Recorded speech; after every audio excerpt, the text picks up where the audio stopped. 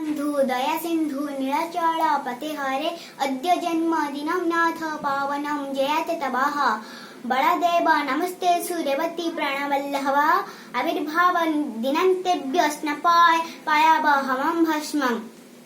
सांग माने आज आम आलोचना करिबा देवस्नान पूर्णिमा विषय रे।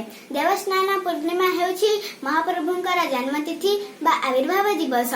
कुह जाए नीलकंदर रे महाप्रभु प्रथम आविर्भाव होइथिले एही ज्येष्ठ पूर्णिमा रे। तेणु समस्त देवता माने अपेक्षा करिसंती महाप्रभुंकर सही दिव्य स्नान को दर्शन करिबा पई।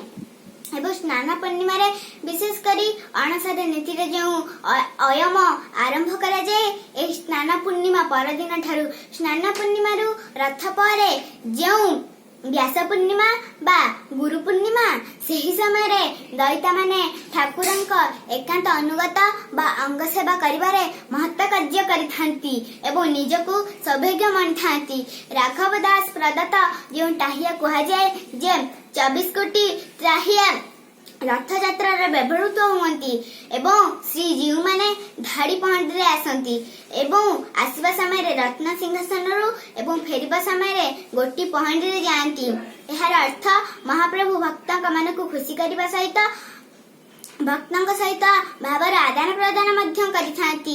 एही स्नान पूर्णिमा रे सुगंधित जल रे महाप्रभु का दिव्य स्नान दर्शन करिबा पई कहा जाए। एही स्नान जल को जे केही पाइथांती तांकर मुक्ति होइथाए एवं साजुज्य लाभ करिथांती। श्री महाप्रभु चतुर्धामूर्तिंक एही जल सिक्त शरीर को श्री मुख को जो प्राणी बा देवता माने जे केही दर्शन करिसंती समस्तिंक पाप ताप क्षय हुए हो जाए बा नष्ट हो जाए। तेणु महाप्रभु वर्ष सारा श्रीमंदिर भितर स्नान करुवा समय रे गोटे थर बाहर स्नान करती से हेउची स्नान वेदी।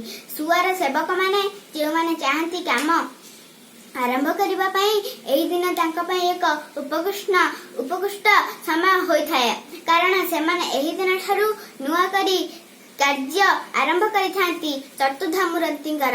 तेणु दिव्य एही देवस्नान पूर्णिमार वैशिष्ट्य को आमे उपभोग करिबा एवं जगन्नाथ संस्कृतिर अवगाहन करी आम जीवन को आनंद सदृश मधुरमय करिबा। ए होछि आजिर दिन रे मोर आपण मानक पई कामना। जय जगन्नाथ।